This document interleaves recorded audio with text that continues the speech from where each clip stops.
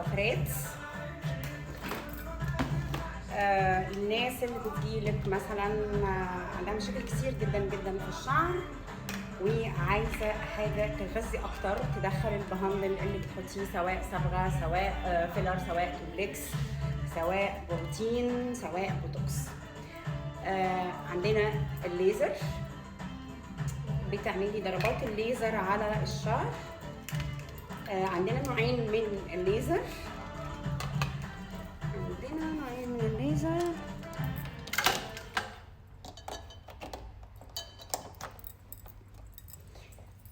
ده الضربتين، الازرق والاحمر. الازرق للبروتين او البوتوكس او الفيلر او الكلام ده كله، والاحمر للصبغه. لو شعر الزبونه عندك عنيد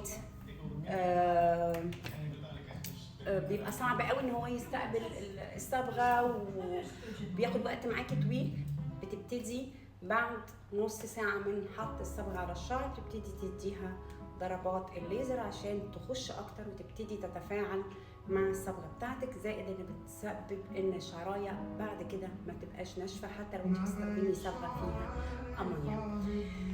ده بالنسبه للضربتين. في عندنا طبعا بتبقى معاها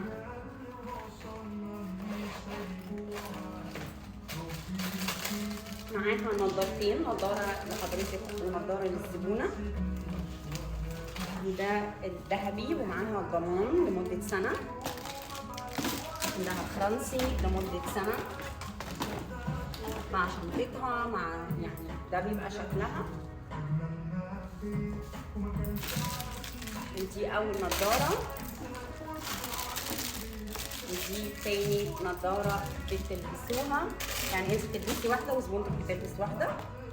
طيب الجولد 3 ضربات علشان الناس اللي عندها فراغات في الراس، شعرها بيقع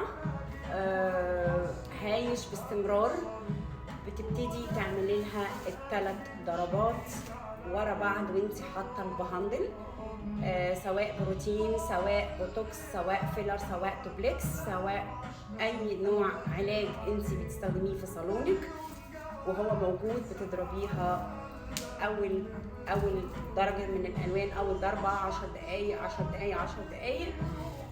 والناس اللي هي كمان بتعاني من تساقط الشعر رهيب وعملت كل حاجه والتحاليل بتاعتها تمام وما عندهاش نقص حاجه في الجسم ولكن شعرها بيقع، فتقدري تستخدمي لها ال3 ضربات على اي حاجه انت بتعمليها من البهندل. وكمان ممكن تعملي اول درجه اللي هي الازرق او الاحمر للصبغه.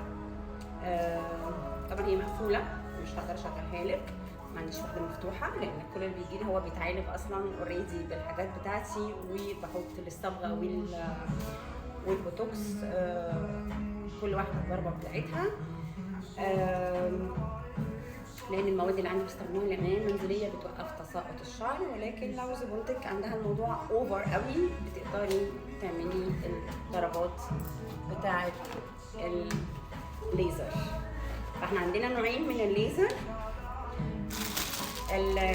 الذهبي 3 ضربات وكل ضربه لايه، وكمان للتساقط للفراغات للناس اللي عندها الثعلبه وبتحط منتجات بتحط لها منتجات معالجه بتقدري تعملي ضربات الليزر. وعندنا الخرايس اللي هو ضربتين بس للبهندل، بروتين بوتوكس فيلر دوبلكس وللصبغه، وبتقدري تبدلي ما بين الدرجتين ما بين الاحمر وما بين الازرق حتى على البروتين حتى على الصبغه، بتدي اكسترا بفورين للشعر.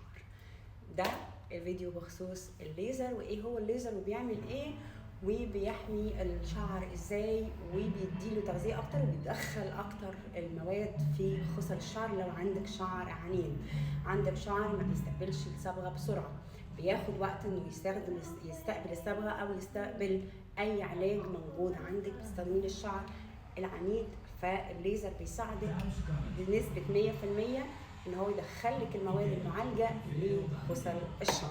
يومكم يا رب في تفاؤل وخير وحيويه وكل حاجه حلوه في الدنيا، صباحكم زي الفل.